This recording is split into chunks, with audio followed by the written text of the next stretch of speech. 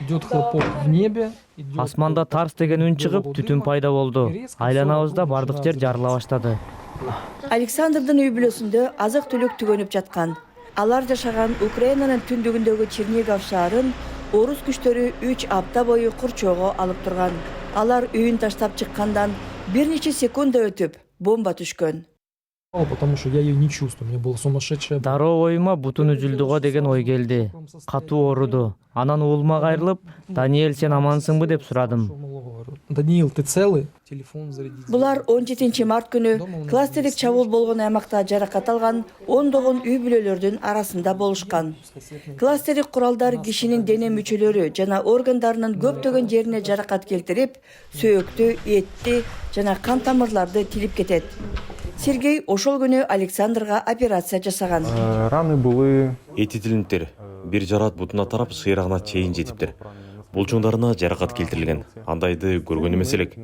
Биринчи жолу мындай жаракатка туш болдук. Дарыгерлер кластердик курал колдонулган деп гана түшүндүрмө берүүдө. Оорукананын жанындагы чабуул болгон жерден биз далилдерди таптык. Бомбаны зыянсыздандыруу бөлүгү Черниговдагы тургундар жашаган аймактан табылган кластердик куралдын таймерин көрсөттү. Биз бул бөлүгүн таптык. Алар бул ошол эле кластердик бомбадагы таймер экенин айтат. Бомбаны залалсыздандыруу тобу аймактан курал-жарактардын бул калдыктарын чогулткан. Алардын арасында кеминде бирөө 17 март күнү атылган. Бир реактивдүү снаряддын 30 кластердик элементи болот. Алар адамдарды өлтүрүүгө жана жеңил зооттолгон унааларды жок кылууга чыгарылган. Бул тасмадан анын канчалык кубаттуу экенин көрсө болот. Мындай бомбалар асфальттын бетин бир аз оюп, имараттарды тешип кетет.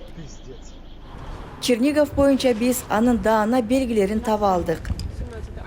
Орус өкмөтү Украинада кластердик куралдарды колдонбогонун айтат. Киев болсо Москвага каршы далилдерди чогултууда. Бирок маалымат каражаттары да Украинаны кеминде бир жолу ошондой кадамга барган деп айыптоодо.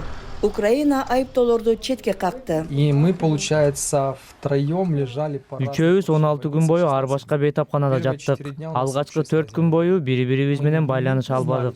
Ким тирүү экенин, ким кандай жаракат алганын деле билбедик. Там, я так понимаю, что работала глушилка, связи не было. Учурда алар бул Киевдеги ооруканада кайра бирге болуп отурушат. Бирок кол салуунун тактары өмүр бою кала берет.